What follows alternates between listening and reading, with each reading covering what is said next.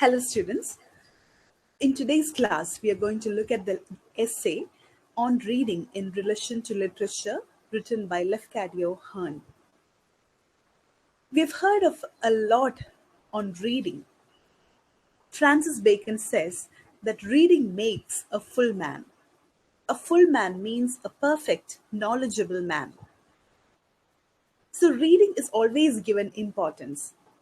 But in this essay, Lafcadio Hearn is trying to understand what the meaning of reading really is. Is it whether going through the lines of the text without putting your mind into it? Or is it something which is more like a study? So he elaborates on the idea of reading, on the idea of a true reader in this particular essay. Before we move into the essay, let's look at the author and then move into the details of the text. Lafcadio Hearn is a Japanese writer of Greek-Irish descent. So when he moved to Japan, he changed his name to Koizumi Yakumo. So he was born as Patricio Lafcadio Hearn, who later changed his name to Koizumi Yakumo. And he's best remembered for his books about Japanese culture, especially his collection of legends and ghost stories. In the collection, Kwaidan, Stories and Studies of Strange Things. And in the United States, he is also known for his writings about New Orleans, based on his decade-long stay there. Hearn was born on the Greek island of Lefkada to a Greek mother and an Irish father.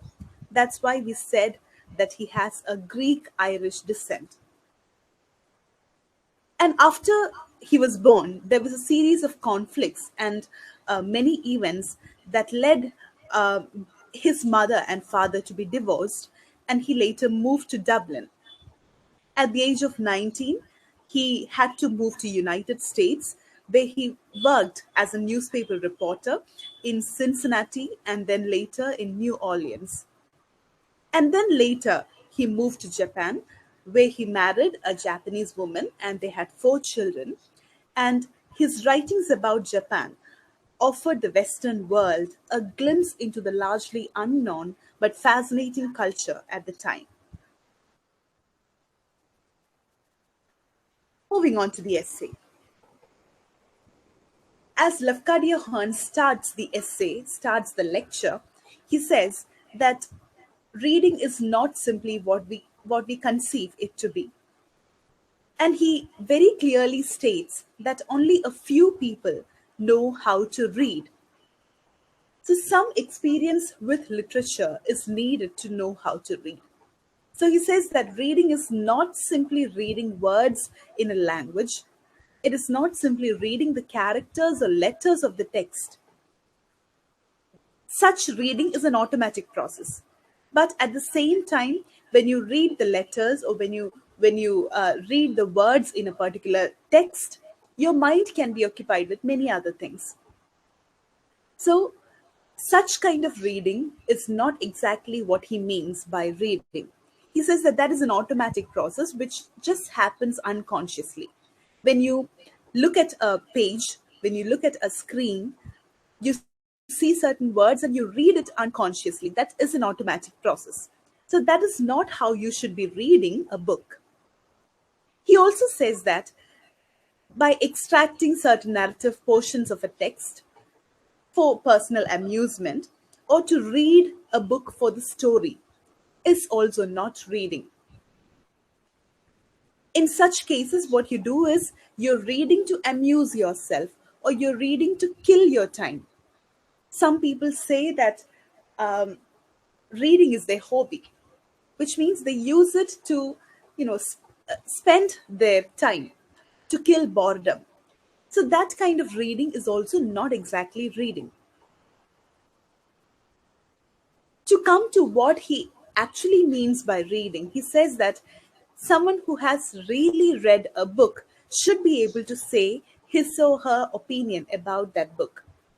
So that is the difference between a great critic and a common person. A great critic has the knowledge of how to read. A great critic, once he or she has read the book, will have an opinion about the book. But a common person is the one who does not actually read. What they do is the common person reads the book for the story, reads the book for amusement or to kill time. So that is the basic difference between reading, between a great critique and a common person that Lafcadio Hearn is trying to present. And then he moves on to talk about the difference between reading and studying. So when you hear that actual reading means that you read it seriously and you're able to say an opinion about it, it is not simply for getting to know the story of a text. You might actually ask, such kind of reading is what you call study. But he differentiates that here. So he says, when we read history or philosophy or science, we read it very thoroughly. We try to understand all the meanings of all the words in the text. We read it slowly. We think about it. And he says that this is what we call hard study. But when we read a story or poem out of a class, we read it for amusement. So usually people think that amusement and study are two different things. But according to Lafcadio Hearn, every book that is worth reading ought to be read in the ought to be read in the same way a scientific book is read. It should not simply be read for amusement, but it should have some kind of value in it that a scientific book has. So, in order to rule out the general understanding of reading a story or poem for amusement, he says that any book of fiction or romance or poetry is a scientific work because it has been composed according to the best principles of more than one science. So he says that any work of fiction which has a story or which is poetic in nature, all those works have some kind of scientific element in it. For example, when we study literature or when we study a poem, we might look at the stylistics that is used in it. So that is a scientific way of reading that poem. Or when you read a story, you might look at the tone of the story, or you might try to understand the situation, the context in which it is written, or you might try to understand the kind of message it is trying to convey. So that is the scientific element that he's talking about. So every book which is worth reading should have some kind of scientific element in it. It cannot be simply read for amusement. It cannot be simply read just to know the story, but it should remain in your mind. It should have certain scientific principles with which you can judge the book. So that's how he differentiates between reading and study. And then he talks about the effects of bad reading. So, what has led to this idea of bad reading, or why do people read to kill time? Why do people read to just to get to know the story? The reason that Lafcadio Hearn presents here is that books have become commercialized. Books have become associated with money. Many people write not because they really want to write, but they want to make money. So books have been commercialized, they have become associated with money, and there seems to be a lot of people who are willing to just to read to know the story. So he says that style and taste have deteriorated. That is, style is the way in which a book is conceived, okay, and the taste, the kind of approach you need to have when you read the text, those have deteriorated. Or in short words, good literature have ceased to be produced. And he says that it is usually the half educated people who read for amusement. People who have been through university training or people who have been through some kind of training for reading should not be reading it for amusement. We know the difference, especially once we get to know the techniques of writing.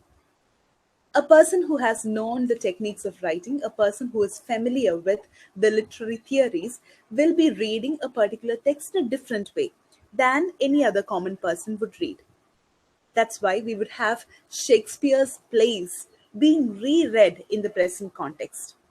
We have Shakespeare's Tempest, which was once conceived as a very nice story of Prospero and his daughter Miranda, who get uh, estranged in an island, and the way they try to cope up with the lives in their island and how they escape from that island.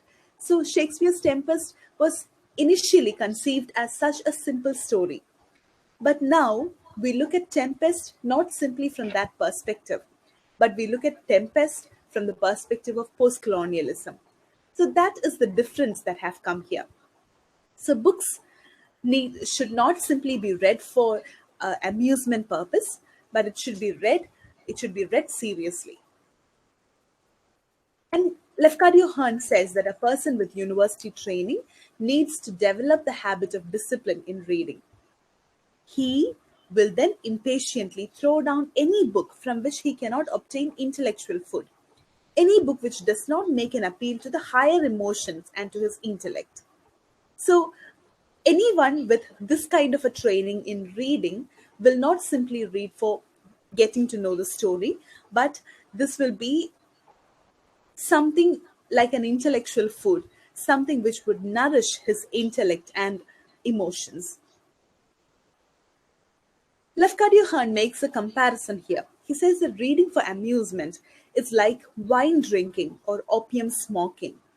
It is like a narcotic, something that helps to pass the time, something that helps, to have a perpetual condition of dreaming, something that results in destroying all capacity for thought. We know people who are drunkards. Once they get drunk, they are unaware of the situations around them. They are in a state of dreaming.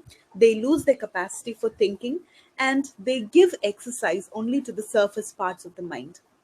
So, reading for amusement is also like that.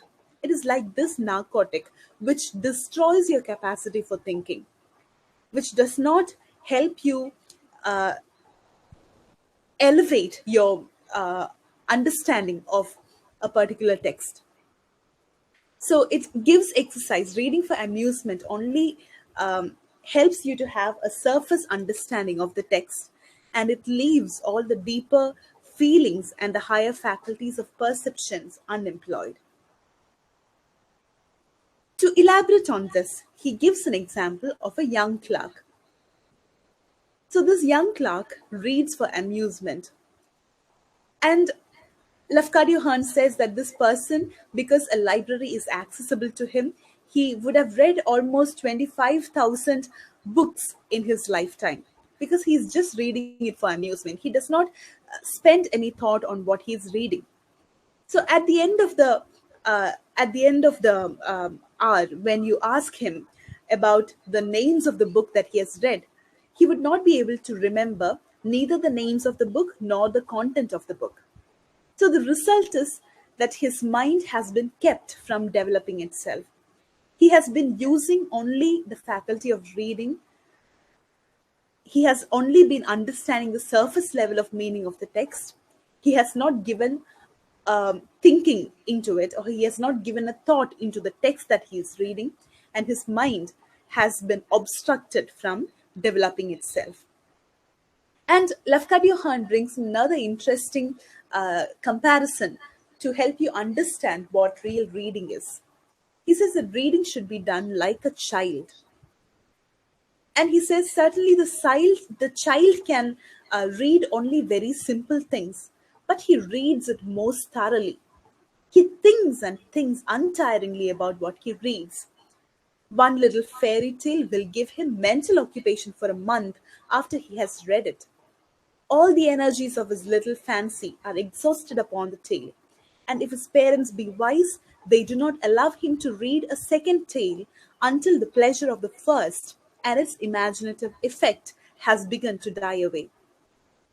Later habits Habits which I shall venture to call bad soon destroy the child's power of really attentive reading.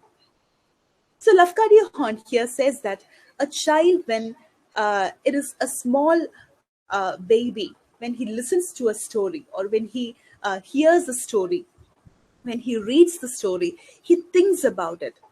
He lets the story dwell in his mind, and it captures the entire faculty of his imagination. I understand this very clearly because I have a son of 3 years old.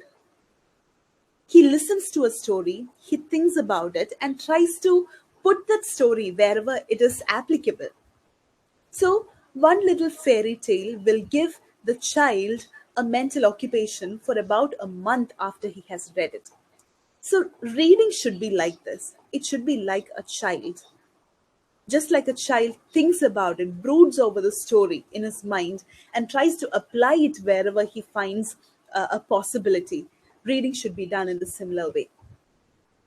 He calls such readers who read thoroughly, who read by giving a lot of thought into the book that he's reading, a professional reader. He says that we usually see these professional readers in publishing houses. So, what are the qualities you need for a professional reader?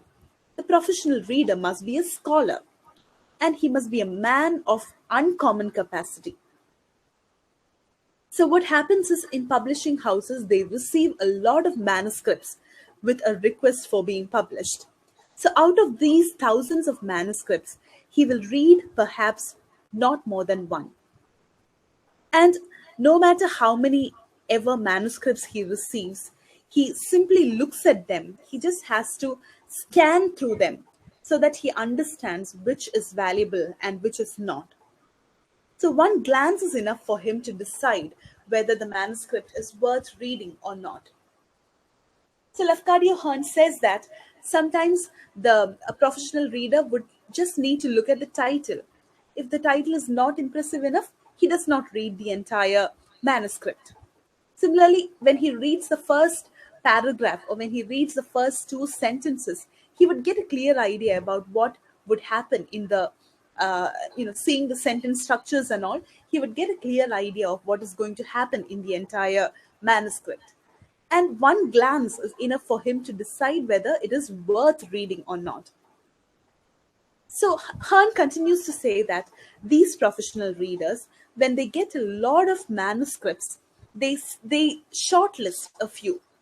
Suppose a 16 are taken for judgment. What happens is he reads these texts from beginning to end. Having read them, he again decides that some can be shortlisted again. So he out of that 16, he chooses only 8 for further consideration. He gives the 8 manuscripts a second read. And usually, at the end of the second reading, he lets it pass a weekend. And then, if he's still able to recall the plot, if he still retains the interest in the plot of the manuscript, he will go through that again. So, a professional reader knows that the work that leaves no impression upon the mind after 2 readings cannot have real value. So, a professional reader usually exercises this kind of um, reading. So, after multiple readings, the professional reader is able to retain the interest in that manuscript. So, such works are worth reading. Now, Lafcadio Hearn makes a comparison between the professional reader and the child. So, initially, he said that you need to read like a child. Professional reader also, like a child, has forced his mind to exert all its power in the same minute way the child's mind does. He thinks about everything in the book. He thinks about it in different directions.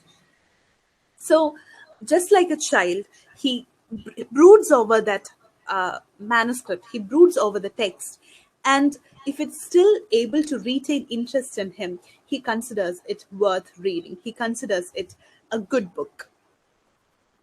So, professional reader is also like a child. Then he moves on to give us an example of Professor Sainsbury, who is a university professor, and he has mastery over Greek and Latin classics.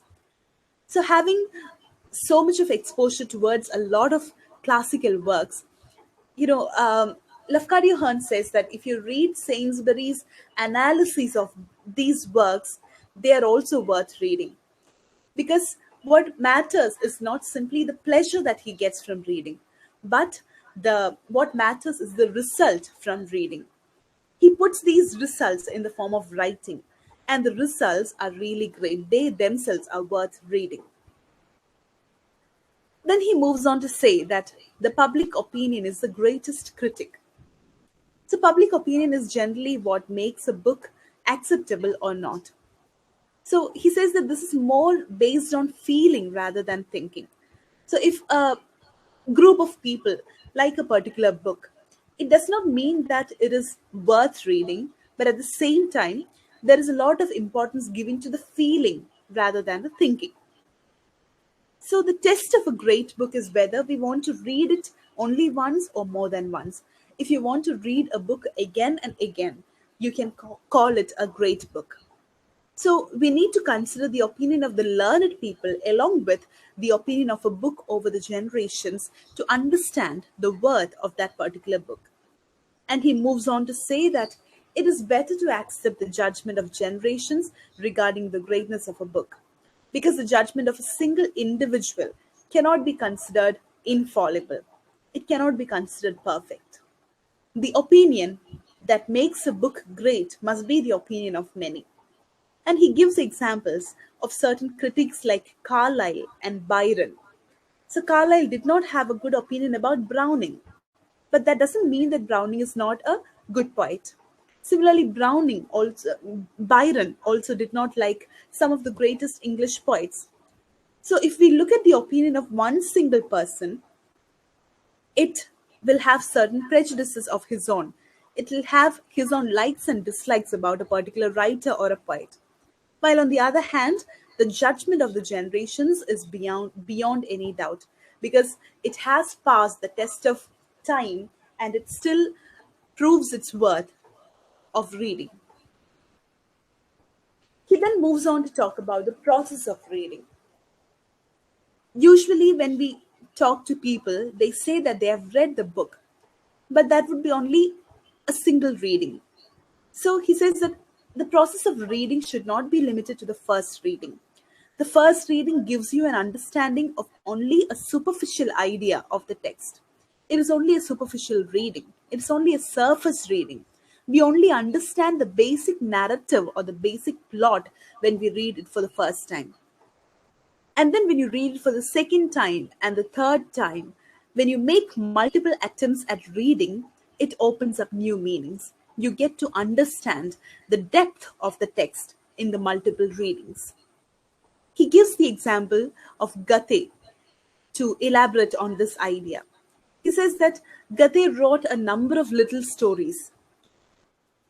If a child reads it, the child enjoys it, because for a child it has the charm of a fairy tale. But Goethe never intended them for fairy tales. He wrote them for experienced people. So when a young man reads Goethe's stories, he finds very serious reading in them. It enamors the child, the young man, and the old people at the same time. For the child, it has the charm of a fairy tale. For a young man, it has serious aspects to be considered in the text. For a middle-aged man, he might discover, a greater depth of meaning in Goethe's stories. And an old man will find all of the world's philosophy in Goethe's stories.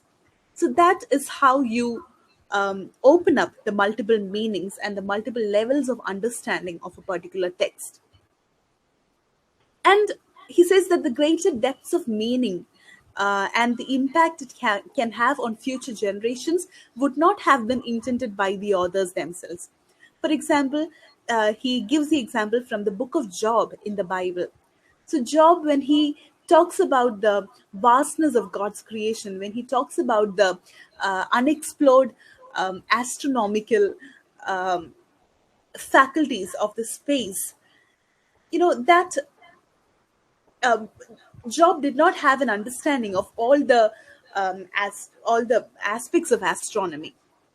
So, Book of Job, when it was initially written, it did not intend the greater depths of meaning that it is read with in the present time. Similarly, the Greek story, Daphnis and Chloe, it still has its impact on the present generation, as we see a number of adaptations of Daphnis and Chloe even in the 1900s. Similarly, another work by a French priest, Manon Lescaut, that also seems to have an impact on the future generations. There are a lot of adaptations even made in the present days of Manon Lescaut. Another familiar example would be Hans Andersen's fairy tales for children. They are universal, they are not limited to a particular time. Hans Andersen's works continue to inspire, continue to um, evoke the imaginative faculties of children from uh, ages unknown to the present. So, uh, the authors, when they wrote these books, they would not have intended uh, the kind of meaning and the kind of impact it would have on the future generations. So, such books that have passed the test of time are truly worth reading. This is Lafcadio Hearn's argument in the essay. And he says that the choice of books would be different for different people because each person has a differently constituted mind. So he gives an example of another person, Sir John Lubbock, who created a list of the best books in the world. He says that that was a foolish thing to do because that is John Lubbock's personal opinion of the best books in the world. So choice of books would be different for different people. And he later makes us understand how to choose books. Now, how do we choose books for reading? According to Lafcadio Hearn, there are 3 steps to it. The first step is to identify the subject of interest in literature. For example, some people will be interested in the supernatural elements. Some people would be interested in certain particular cultures, just like Lafcadio Hearn, who was greatly interested in the Japanese culture. So each person would have their own specific area of interest. So identify the subject of interest in literature. The second step is to identify the best works written about that subject. So trying to get to know the best works in that particular field, studying them to understand them best, and also to help you to differentiate the good book from the bad one. And the third step is to elaborate it to reflect life. The kind of book that you're reading, the masterpieces of drama, they should be considered to the highest literature. So the third stage would be where you yourself read the book, try to connect it with life, and you place it among the highest literature. You differentiate whether the book is a good one, whether the book belongs to a good one or to a bad one. So he says that when we choose books for reading, simply choosing them is not enough. But when you read a book, you should have a basic research done to have an idea of the language, culture, customs of the particular literatures. He gives the example of European students who do a lot of works on classical Greek and Latin. So these European students, they are expected to have a basic understanding of the Greek language, the Greek culture, and the Greek customs, so that they have a better understanding of the text that they read. Now, in the case of translated works, he says that the work in the original language must be considered. Sometimes the person might not know the original language. Now, in such cases, the multiple translations of that single work must. So, he always sticks on to the idea that the classical works in the original must be read. It should not merely be the translations. So that's how he concludes the essay. So he started with talking about what reading is not. He says that merely reading for amusement or merely extracting a piece of work from an entire work and reading it to, have an idea about it, that is not reading. Reading for amusement, reading to get to know the story is not actual reading. But what is actual reading? If you have read the book, actually, you will be able to say an opinion about that book. And then he talks about the difference between reading and study. So he says that reading uh, is not simply for amusement, nor is it like study, but every book that is read will have some scientific principles in it. It is the ability to read seriously is what making so it's sorry it's the ability to read seriously what makes reading worth. And then he moves on to say that every book will have some kind of scientific element in it which should be understood by the reader. Then he says that you should be able to read like a child. Like a child thinks and broods over the story that he has read. The professional reader or any reader should be able to think about it, should give a thought into that book he or she is reading, and then be able to derive arguments from that particular work. And then he talks about what kind of a person a professional reader would be. He says that professional reader would be a scholar, and one glance would be enough for him to see whether a manuscript is worth reading or not. And then he moves on to say that a professional reader is like a child because he gives a lot of thought, brooding into the text that he is reading. And then he talks about he gives a lot of examples, and he tells that public opinion is what matters. The opinion of generations about a particular book is what matters, and not the single individual opinion. And then he also tells us tips as to how to choose books for reading.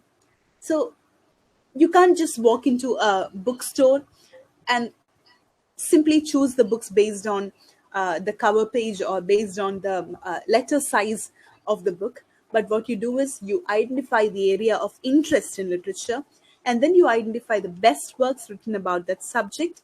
You study them to have the ability to differentiate between the good works from the bad works. And then finally, we do a research. We should have a basic idea about the language, culture, and customs of that particular literature. And then in the case of translated works, he says that the original must always be considered. Thank you. You can check your Google Classroom for the rest of the exercises. Thank you once again.